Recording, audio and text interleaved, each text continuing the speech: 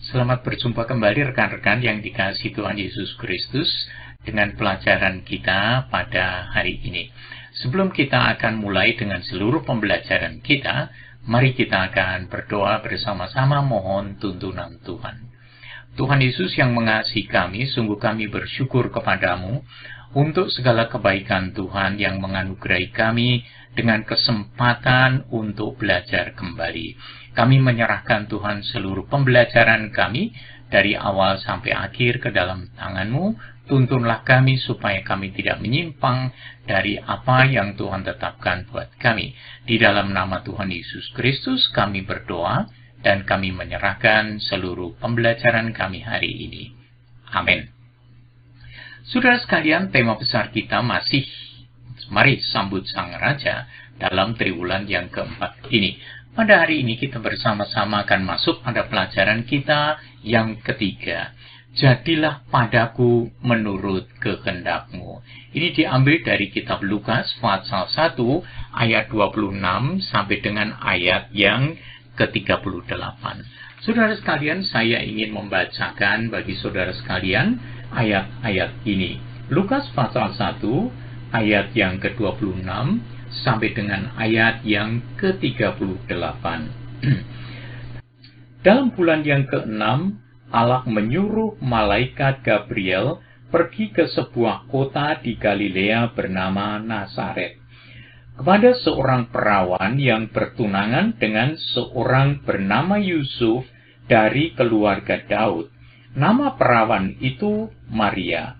Ketika malaikat itu masuk ke rumah Maria, ia berkata, "Salam hai engkau yang dikaruniai, Tuhan menyertai engkau." Maria terkejut mendengar perkataan itu, lalu ia bertanya di dalam hatinya, "Apakah arti salam itu?" Kata malaikat itu kepadanya, "Jangan takut hai Maria, sebab engkau beroleh kasih karunia di hadapan Allah. Sesungguhnya engkau akan mengandung dan akan melahirkan seorang anak laki-laki, dan hendaklah engkau menamai dia Yesus. Ia akan menjadi besar dan akan disebut Anak Allah yang Maha Tinggi, dan Tuhan Allah akan mengaruniakan kepadanya takhta Daud, bapa leluhurnya. Dan ia akan menjadi raja atas kaum keturunan Yakub sampai selama-lamanya, dan kerajaannya tidak akan berkesudahan." Kata Maria kepada malaikat itu, "Bagaimana hal itu mungkin terjadi, karena aku belum bersuami?" Jawab malaikat itu kepadanya, "Roh Kudus akan turun atasmu, dan kuasa Allah yang Maha Tinggi akan menaungi engkau. Sebab itu anak yang kau lahirkan itu akan disebut kudus, Anak Allah. Dan sesungguhnya Elisabet sanakmu itu, ia pun sedang mengandung seorang anak laki-laki pada hari tuanya, dan inilah bulan yang ke-6 bagi dia yang disebut mandul itu. Sebab bagi Allah tidak ada yang mustahil." Kata Maria, "Sesungguhnya aku ini adalah hamba Tuhan. Jadilah padaku menurut perkataanmu itu." Lalu malaikat itu meninggalkan dia. Saudara sekalian yang dikasihi Tuhan Yesus Kristus, kita semua paham, kita semuanya tahu, sejak dahulu orang yang hamil tanpa status menikah itu merupakan atau dianggap sebagai aib. Oleh karena itu, siapapun para wanita akan menjaga supaya jangan hamil sebelum menikah. Di dalam budaya Yahudi, pada waktu itu memang hal itu bukan hanya sekedar aib, tetapi bisa mendapatkan hukuman mati atau dirajam. Dan itu sangat menyedihkan. Nah, saudara sekalian yang dikasihi Tuhan Yesus Kristus, pada hari ini kita akan bersama-sama belajar tentang Maria, seorang anak dara yang masih bertunangan dengan Yusuf, dan kemudian dipakai oleh Tuhan untuk mengandung sebelum mereka resmi sebagai suami istri. Saudara sekalian, kita akan belajar 3 pokok penting pada pelajaran kita pada saat ini. Yang pertama, kita akan belajar tentang warta surga tentang kelahiran Yesus Kristus. Pada bagian ini, kita akan belajar tentang berita malaikat itu kepada Maria. Kelahiran Yesus diberitakan kepada seorang gadis, yaitu Maria, seorang anak dara. Dia adalah wanita dari Nazaret dan merupakan kota kecil. Maria adalah seorang wanita yang pada waktu itu memang sudah bertunangan dengan seorang yang bernama Yusuf dari keturunan Daud. Sebenarnya, kalau dilihat dari silsilahnya nanti, Maria pun sebenarnya dari keturunan Daud. Jadi kedua-duanya memang keturunan Raja Daud. Nah, pada waktu itu, Maria mendapat karunia khusus, karunia Allah yang sangat besar untuk menjadi ibu yang melahirkan Yesus Kristus, melahirkan Sang Mesias. Ini bisa kita lihat di dalam salam yang disampaikan oleh malaikat Gabriel kepadanya. Lukas pasal 1 ayat 28 sampai dengan ayat 31 memberitahu kita, ketika malaikat itu masuk ke rumah Maria, ia berkata, "Salam hai engkau yang dikaruniai, Tuhan menyertai engkau." Luar biasa saudara sekalian, ucapan itu membuat Maria yang mendengarnya terkejut. Karena apa? Biasanya kalau ada salam yang sangat khusus semacam ini, biasanya ada tugas yang sangat khusus yang akan diberikan kepada orang tersebut. Itu sebabnya Maria terkejut mendengar perkataan itu. Lalu bertanya di dalam hatinya, apakah arti atau makna salam tersebut? Sederhana bukan salamnya? Salam hai engkau yang dikaruniai, Tuhan menyertai engkau. Pasti ada sesuatu yang besar di belakangnya. Tidak heran kalau Maria terkejut. Mungkin pada waktu malaikat itu datang kepadanya, tidak disebutkan Maria terkejut ketika seorang malaikat datang. Tetapi justru dengan salam itu, ia dibuat menjadi kaget menerimanya. Tetapi dalam keadaan takut dan keadaan was-was di dalam dirinya, ada apa ini? Malaikat itu menenangkan hatinya. Katanya kepadanya, "Jangan takut, hai Maria, sebab engkau beroleh kasih karunia di hadapan Allah." Pada waktu dia kaget dan terkejut, damai sejahtera Allah diberikan kepadanya.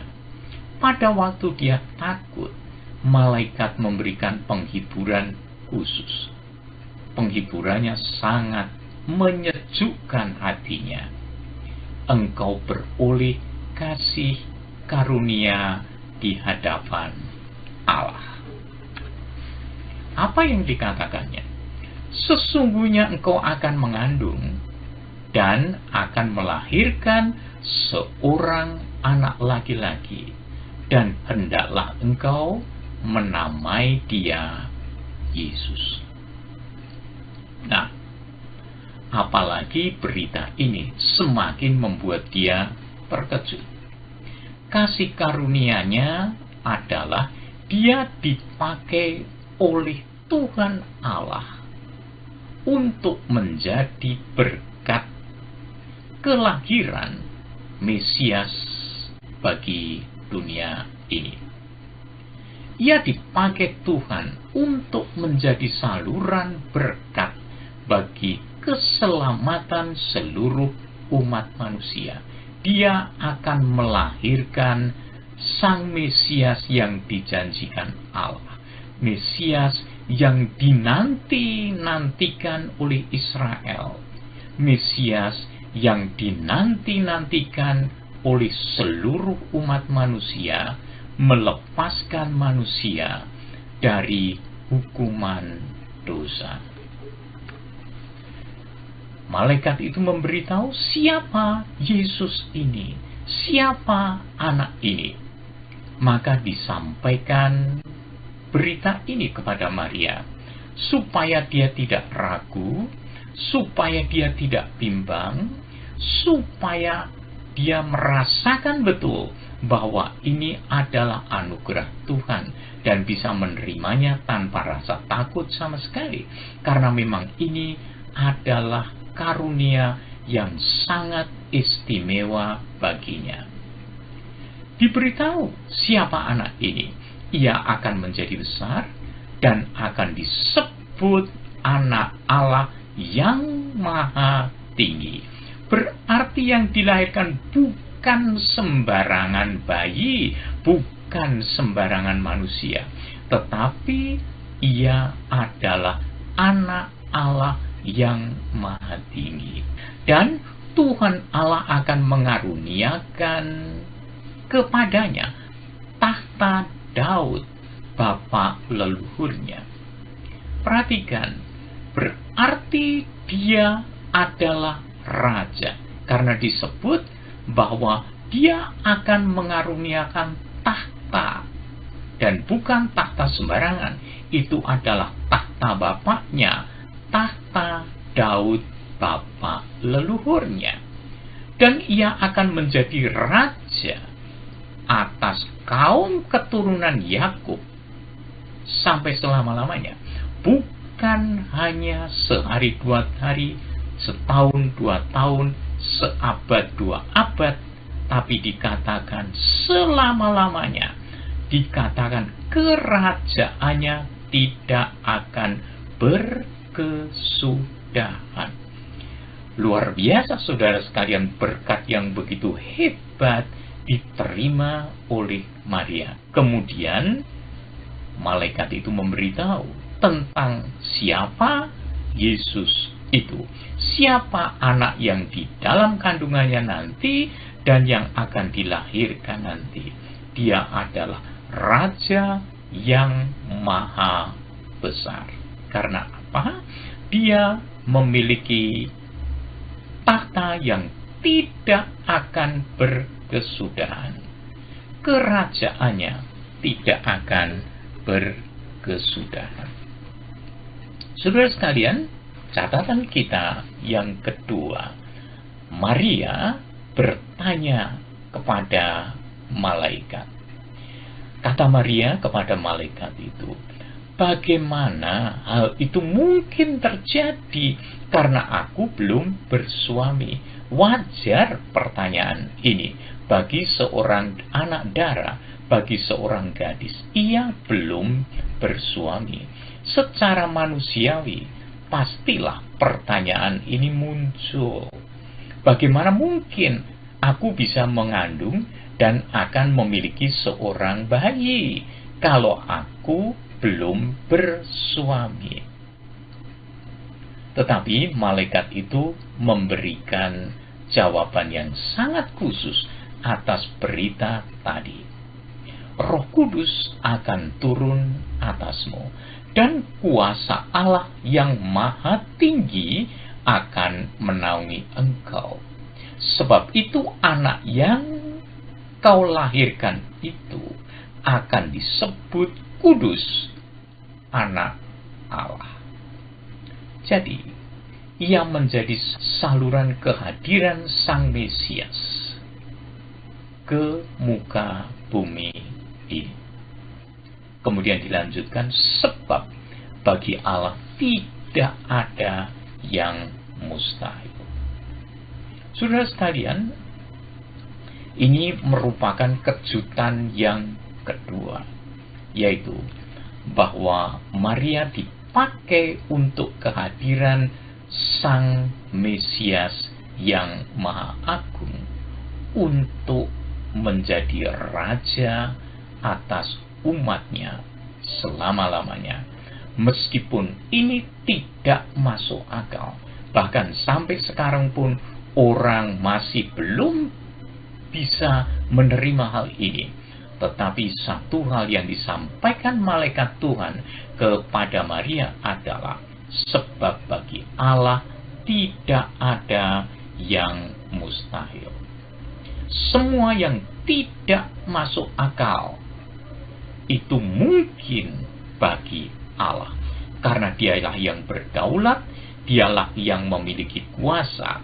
Sekali dia berfirman, semuanya jadi.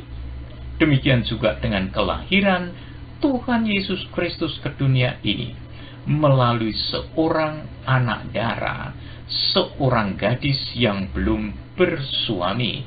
Maka semuanya ini dimungkinkan karena Roh Kudus akan turun atasnya dan kuasa Allah yang maha tinggi menaungi dia. Itu sebabnya yang lahir bukan manusia biasa, yang lahir bukan bayi biasa. Itu sebabnya disebut anak yang kau lahirkan itu akan disebut kudus, anak Allah. Bagi Allah tidak ada yang mustahil. Segala sesuatu yang dikehendakinya pasti jadi, karena Allah lah yang berdaulat. Pikiran-pikiran kita benar-benar sangat terbatas, tetapi kita tahu Allah kita adalah Allah yang tidak dibatasi oleh pikiran kita. Allah kita adalah Allah yang tidak terbatas, Allah yang berdaulat atas segala sesuatunya. Tidak ada satu sabdanya yang dibiarkannya gagal. Semuanya pasti terjadi. Bisa enggak kita mempercayai hal ini? Hanya orang-orang yang rendah hati berani mengakui, saya orang-orang yang terbatas. Tapi Engkau ya Tuhan, Allah yang tidak terbatas. Segala sesuatu yang mustahil aku pikirkan sekalipun, semuanya itu akan mungkin bagimu, karena Engkaulah Allah yang berdaulat. Catatan kita yang ketiga, bagaimana dengan sikap Maria? Ini adalah kesediaan Maria dipakai Tuhan, meskipun hal itu tidak masuk akal, meskipun itu mengandung risiko yang tidak kecil.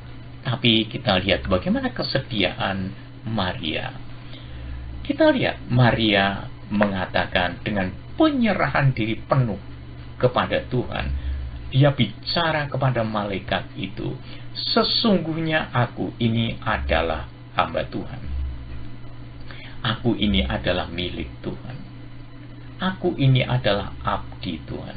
Jadilah padaku menurut perkataanmu itu.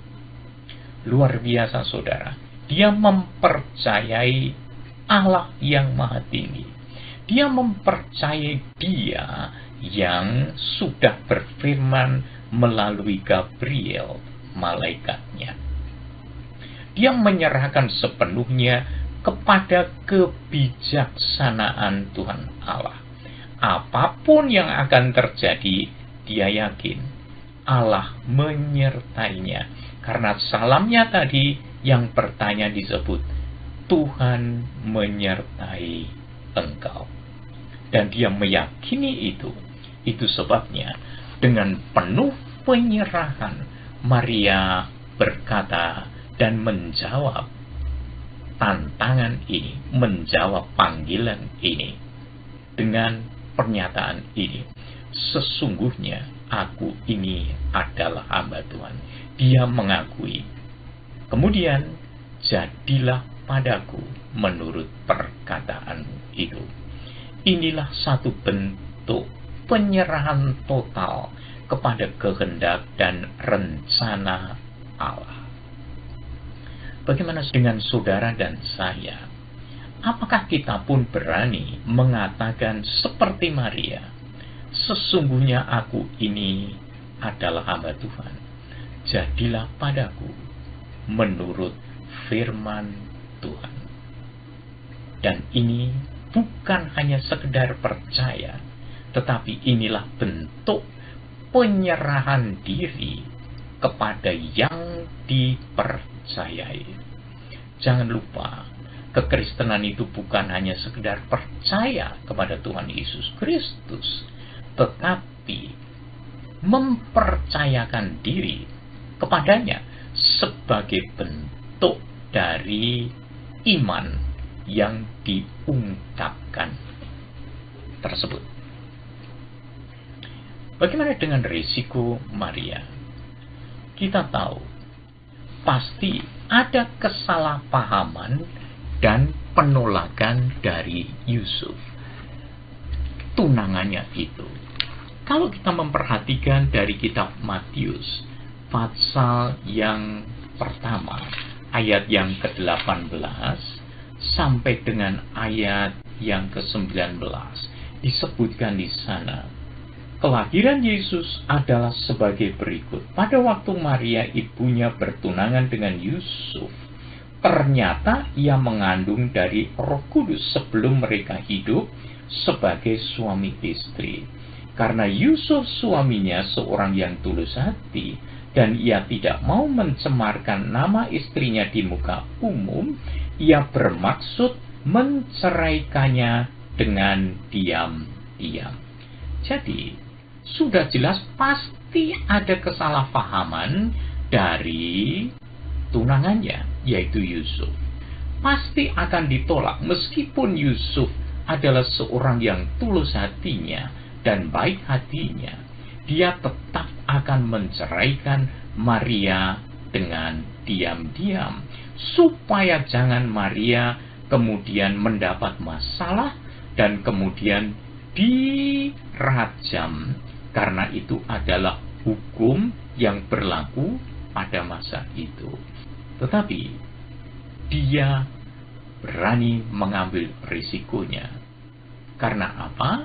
Dia percaya bahwa Tuhan menyertai dia, seperti yang dikatakan malaikat pada waktu dia datang, langsung perkataan itu disampaikan. Tuhan menyertai engkau. Dia mempercayai itu. Itu sebabnya dia menyerahkan diri sepenuhnya kepada kebijaksanaan Tuhan Allah sendiri. Karena penyerahan inilah, dia tidak menjadi kebingungan, tetapi justru dia menyanyikan pujian kepada Tuhan, mengagungkan Tuhan, memuliakan Allah. Dan inilah tanggapan Maria, yang disebut juga dengan istilah Magnificat Maria, atau sebagai pujian pemuliaan Maria, memuji Tuhan atas kebaikannya. Jiwaku memuliakan Tuhan, dan hatiku bergembira karena Allah juru selamatku. Dia mengingat, dia pasti akan diselamatkan oleh Allah. Karena apa? Allah menyertai dia. Sebab ia telah memperhatikan kerendahan hambanya. Dia sebagai orang biasa, bukan bangsawan, tetapi dia diangkat untuk menjadi saluran berkat bagi banyak orang, yaitu kelahiran Sang Maha Kudus, Yesus Kristus Tuhan.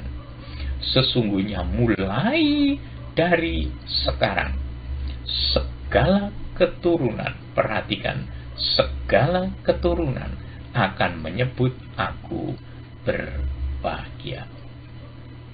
Dan memang itulah kenyataannya, bahwa Maria sampai sekarang senantiasa diagungkan. Luar biasa, saudara sekalian yang dikasihi Tuhan. Satu, Tuhan berkenan memakai orang-orang yang mau dipakainya meskipun risikonya besar. Yang kedua, kita belajar bahwa sesungguhnya iman itu akan dibuktikan melalui kesediaan berserah kepada rencana dan kehendaknya meskipun tidak masuk akal. Yang ketiga, ia sanggup menanggung segala risikonya karena dia percaya Allah menyertai dia. Tidak ada yang mustahil bagi Allah. Kalau Allah berkenan memakai dia, Tuhan juga yang akan memberikan kekuatan kepadanya dan memberikan perlindungan kepadanya secara khusus. Inilah iman yang sederhana namun sangat dalam dan sangat kuat, karena satu pengakuan, aku ini adalah hamba Tuhan, jadilah menurut perkataanmu itu. Saudara sekalian, bagaimana dengan kita?